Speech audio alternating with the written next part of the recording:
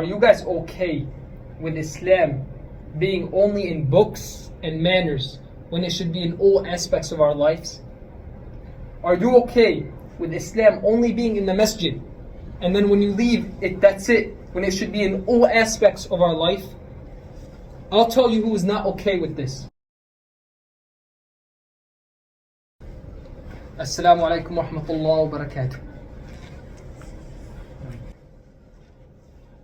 إن الحمد لله نحمده ونستعينه ونستهديه ونعوذ بالله من شرور أنفسنا ومن سيئات أعمالنا من يهده الله فهو المهتد ومن يضلل فلن تجد له وليا مرشدا أما بعد يا أيها الناس اتقوا ربكم إن زلزلة الساعة شيء عظيم. Are you guys okay with Islam being only in books and manners when it should be in all aspects of our lives? Are you okay with Islam only being in the masjid, and then when you leave it, that's it, when it should be in all aspects of our life? I'll tell you who is not okay with this. The Rasul sallallahu alayhi wasallam and the Sahaba were not okay with this. These are people that risked their lives.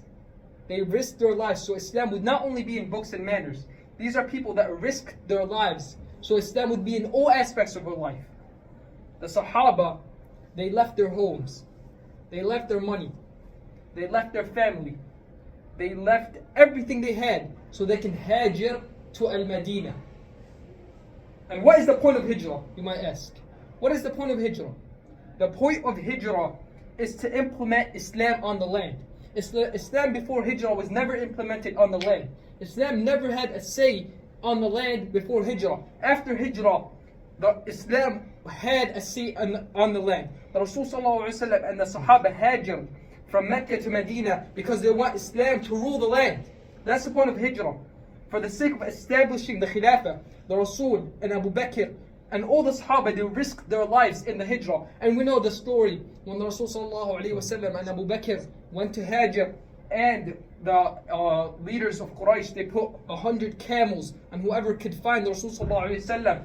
And as they were hiding in a cave, Abu Bakr would tell the Rasul sallallahu alaihi wasallam, "O Prophet of Allah, if one of these people would look on his feet, they will see us." Meaning that if one of these people would look on his feet, we are dead. We are dead. And the Rasul sallallahu alaihi wasallam responded, "La takhaf inna Allah ma'ana." Allah subhanahu wa ta'ala is with us. And that is the sake of the hijrah. The hijrah was done so people can implement Islam in the land. And we all know this, and we all know that the Rasul sallallahu alaihi wasallam, he risked his life in this thing called al-talaba for nusra. What is al-talaba for nusra? The Rasul sallallahu alaihi wasallam went to 20 tribes around around Mecca, and asked them for nusra. He asked them for, what is nusra? Nusra basically meant to allow the Rasul sallallahu alaihi wasallam to rule over the land, to give the Rasul sallallahu alaihi wasallam the leadership to Islam. And we know when he went to the tribe of Ta'if, the people rejected him.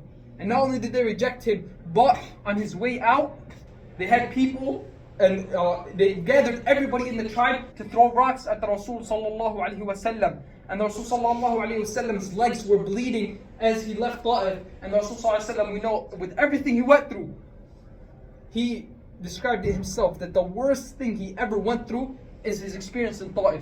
But that did not stop the Rasul sallallahu alaihi wasallam from asking people to give him rulership so he can implement Islam. The Rasul sallallahu alaihi wasallam did not stop because of this. He kept asking tribe after tribe after tribe, not compromising, till finally Medina gave him nusra. And these are men that have fulfilled Allah subhanahu wa ta'ala's responsibility that He has described upon them. These are men that were not okay with Islam just being books and manners. No, they sacrificed everything. In fact, they sacrificed their homes, they sacrificed their land, they sacrificed everything so Islam would be the rule of the land. أقول قولي هذا وأستغفر الله لي ولكم استغفر الله.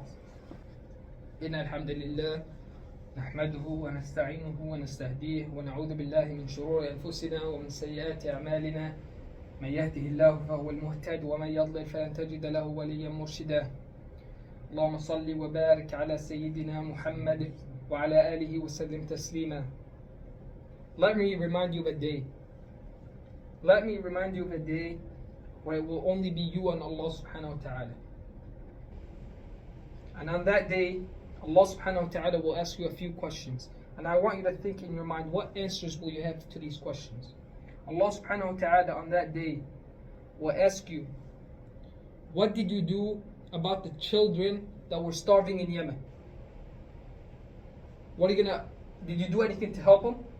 Allah subhanahu wa ta'ala will ask you on that day, what did you do to the women that were oppressed in Kashmir?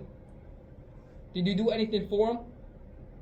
Allah subhanahu wa ta'ala on that day, and yes, He will ask you these questions because we are a Muslim ummah and you are responsible for every other Muslim for every other Muslim. Allah subhanahu wa ta'ala will ask you on that day, what did you do for the people that were killed in Palestine?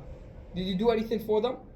Allah subhanahu wa ta'ala will ask you on that day, what did you do about the people that are burning the Quran in Sweden? What did you do for them? All these questions will be asked you on the day of judgment. And what will be your answer on that day? We know from our history and from our ration that you cannot help the Muslims in any way, shape or form without having a khilafah, without having a state that has an army that protects the Muslims, that is the shield for the Muslims. That's why what's it called? The scholars, what do they call the Khalifa? They call him Al-Junnah. Al-Junnah means the shield, because he protects the Muslims and they fight behind him. And you can never restore justice on the land without having a Khilafah.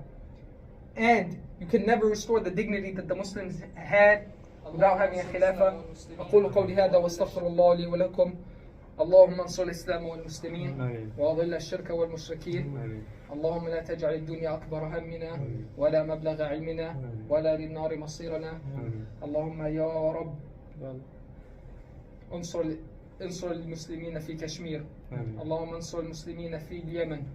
اللهم انصر المسلمين في الشام. اللهم انصر المسلمين في فلسطين. اللهم انصر الإسلام في كل مكان. أقول قولي هذا وأقم الصلاة.